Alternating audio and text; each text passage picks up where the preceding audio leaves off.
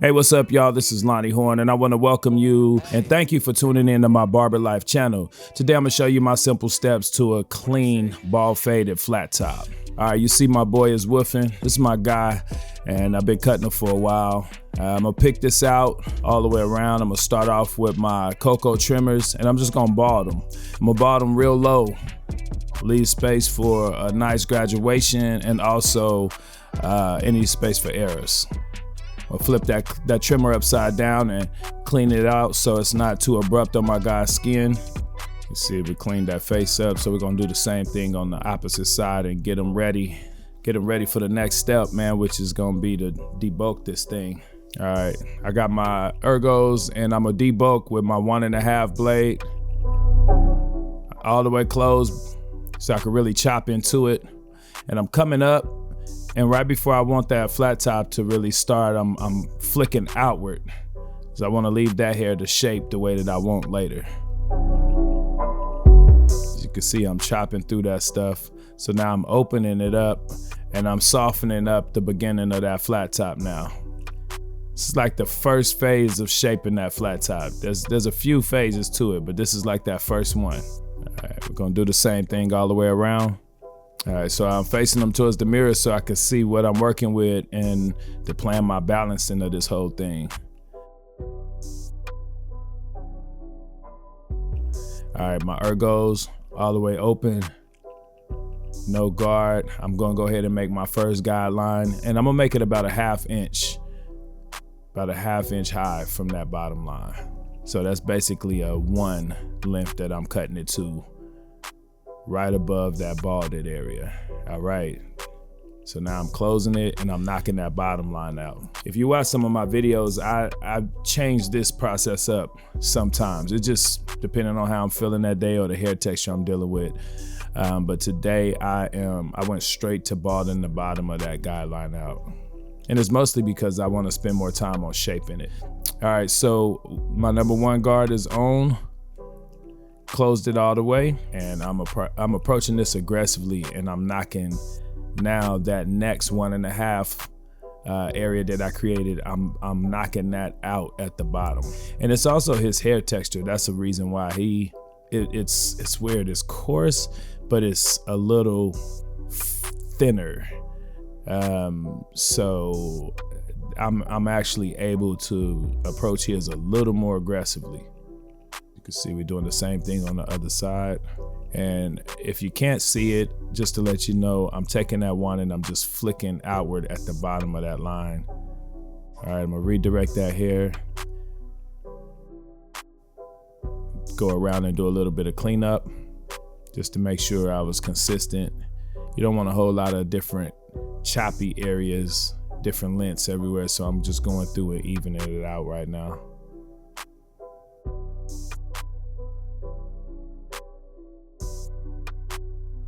It's really starting to come together. I'm going higher now, and I'm just flicking out a little bit of that flat top. All right, I'm switching to my half guard, the 1/16, and I have it closed. And so now that's gonna help me graduate from that 1 to that 1.5 a little smoother. Now you don't wanna go up really high with this. You literally just hitting the bottom of that line.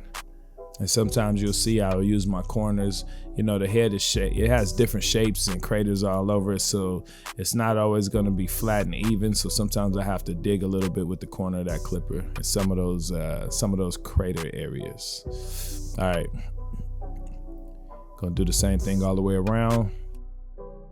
I saw a little tough area that I wanted to pay close attention to, and I just decided to go with the grain now right there. It's like a circumstantial thing. His hair, it grows in a different direction right there. So I wish I could be closer up so you can see right here that I'm just digging and doing a little bit of detail work.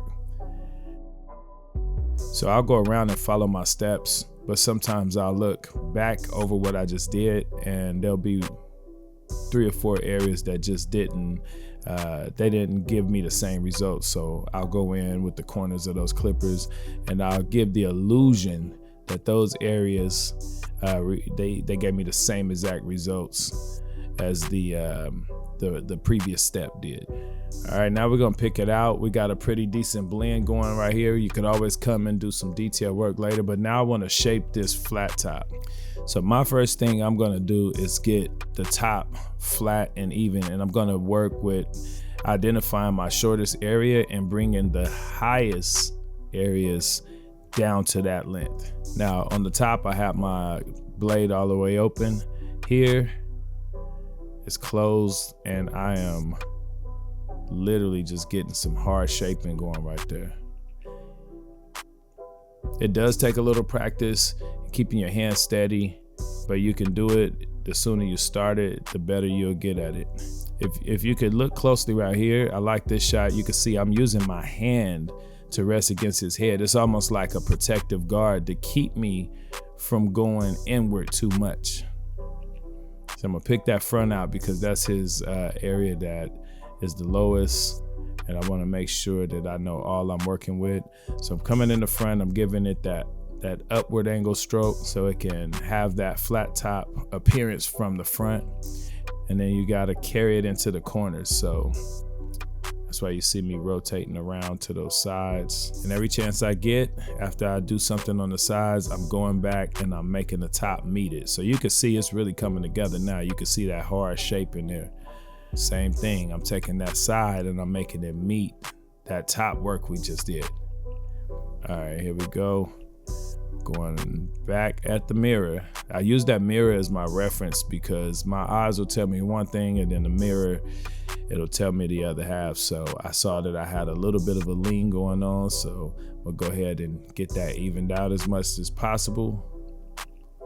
And then back to the sides to make it meet it again. Those corners are important. You have to get those to, you got to get that continuity going from that front to the sides, or it just won't have that hard flat top effect. Got to clean them off, keep them feeling like a millie.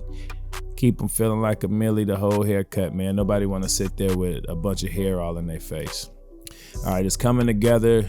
Right now I'm going back over some detail with my liners because now the shape is there. I could kind of step back a little bit and see what needs to be done, what I might have missed.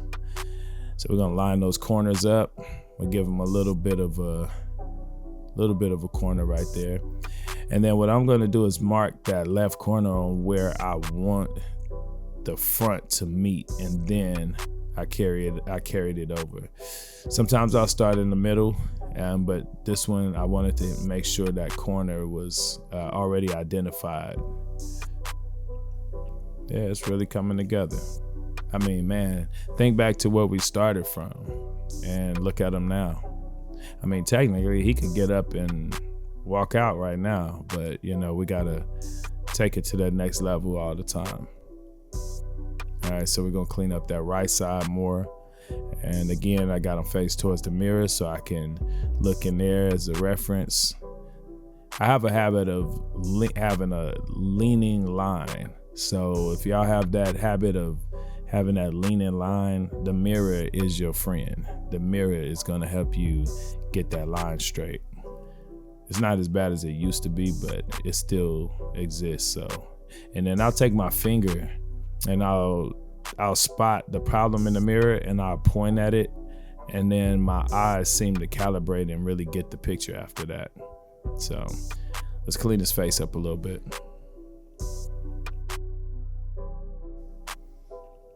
And quick note, just like I mentioned on the side of his head, you see I use my fingers and my hands to even position myself when I'm working on their face. You guys got to pay attention to those details, man. It can make life so much easier in this barbering game. I use my hands to pivot a lot off of my client's face, their head. Like even right there, take a look at my finger. Ain't that a trip? I mean, you could totally miss that. But those little things, it helps you with consistency and precision. I ain't gonna lie, I'll be all over the place. You see, I was doing his beard, then I saw something in one of the corners and I jumped up and did that. It just happens that way sometimes. All right, so I'm gonna blow dry him off. Make sure we don't have any missed hairs back here on that neck. Be careful, the neck area is sensitive. I like to go downward first and clean up. It's usually a little less abrupt on their skin. They're trying to treat it like the balded area. But if you leave that hair, it'll just take away from the whole cut, man. That neck is necessary. All right, I got my Hanzo shears and I'm doing some detailed cleanup. To me, the scissors just takes it to the next level.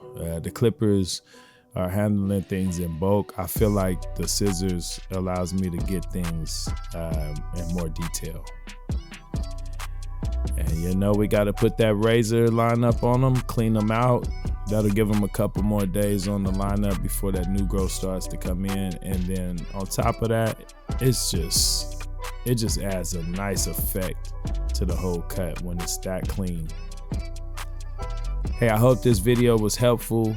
I hope you got some good tips, some good pointers so you could go back to the shop, go back to your garage, go back to your bathroom, wherever you cutting hair at, and get some dope results, y'all. This is Lonnie Horne. I appreciate you tuning in to my barber channel. Stay tuned. We got much more to come. Peace.